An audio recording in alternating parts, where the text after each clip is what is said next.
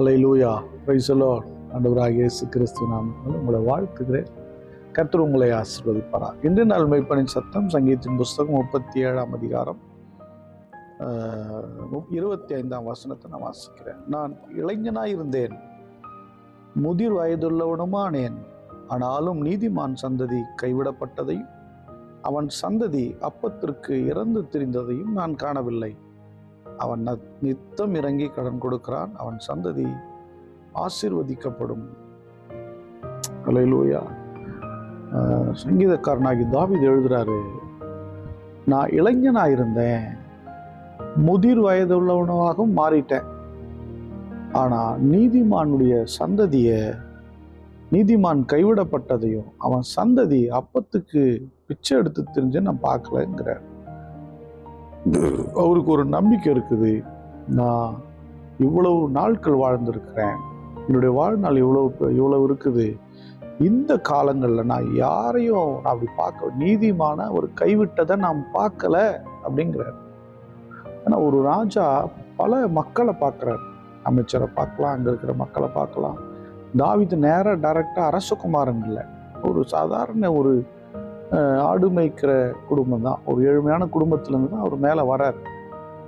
அப்போது அவருடைய வாழ்நாட்களில் தன் சகோதரர்கள், உறவுகள், நண்பர்கள் எல்லாரையும் பார்க்குறாரு. ராஜாக்கள், பெரிய பெரிய ஆட்கள், சத்துருக்கள், பெலிஸ்தர்கள் எல்லாரையும் பார்க்குறாரு. பார்த்துட்டு தான் அவர் ஒரு ஸ்டேட்மெண்ட் எழுதுறாரு, நான் என் வயசில் நான் வாலிபனாக இருந்துட்டேன், நான் முதிர் வயசாக ஆயிட்டேன், ஆனாலும் நான் ஒன்று மட்டும் பார்க்கல, நீதிமான அவர் கைவிட்டதை நான் பார்க்கல.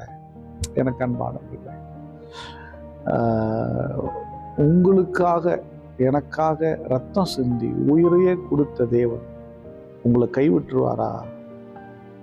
நீங்க நீதியாய் வாழ்ந்து உண்மையான பிள்ளைகளா நீங்க வாழ்ந்து கர்த்தருக்கு பிரியமா வாழ்கிற உங்களை கைவிட்டுருவாரா? விடவே மாட்டார். உங்களை மட்டும் என்னங்க, உங்க சந்ததியே விட மாட்டாரு. உங்க சந்ததி சாப்பாட்டுக்கு இல்லைன்னு பிச்சை எடுத்து திரிகிற நிலையை கொடுக்க மாட்டாரு. அவர்கள் நிறைவாய் வைப்பார் என்று வேதவசனம் சொல்லுகிறார். கண்பானவர்கள், நித்தம் இறங்கி அப்படிப்பட்ட நீதிமான் கடன் கொடுக்கிறான், அவன் சந்ததியை கர்த்தர் ஆசீர்வதிப்பாராம்.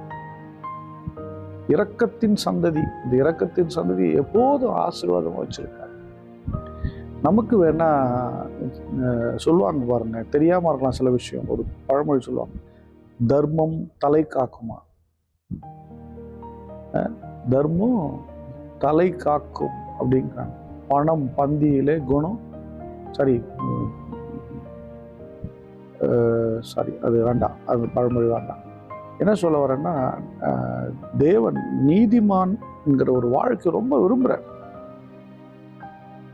அவர் அதை ரொம்ப லைக் பண்றாரு. அதை நம்ம நீதிமானாய் வாழ்வோம், நம்மையும் கர்த்தர் ஆசீர்வதிப்பார், நம்முடைய தலைமுறையும் ஆசீர்வதிப்பார். உங்களை கைவிடவே மாட்டார். ஸ்தோத்திரம் பண்ணுவோம். ஸ்தோத்திரம் ஆண்டுகிறேன். எங்கள் சந்ததியை நினைக்கிறவரை, எங்களை நினைக்கிறவரை, எங்கள் வம்சத்தை ஆசீர்வதிக்கிறவரை ஸ்தோத்திரம். பரிசுத்த பிதாவை உண்மை ஸ்தோத்திரிக்கிறோம். இதை பார்க்கிற பிள்ளைகளா உங்களுடைய கரத்தில் ஒப்புக்கிறோம். இந்த பிள்ளைகளுடைய சந்ததி நீங்க ஆசீர்வதிங்க, குறைவில்லாத வாழ்க்கையை கொடுங்க. ஆண்டவரே, நீ கைவிடாத தேவன் அல்லவா? மகனே மகளே, நான் உன்னை கைவிட மாட்டேன் என்று சொல்லுகிறவரே, நான் உன்னை கரம் பிடித்து நடத்துவேன் என்று சொல்லுகிறவரே, உன்னை ஆசீர்வதிப்பேன் என்று சொல்லுகிறவர் ஸ்தோத்திரம். பிள்ளைகளை ஆசீர்வதி, கைவிடாதிருங்க. இயேசுவின் நாமத்தான் பிதாவே. ஆமென். God bless you. Bye bye.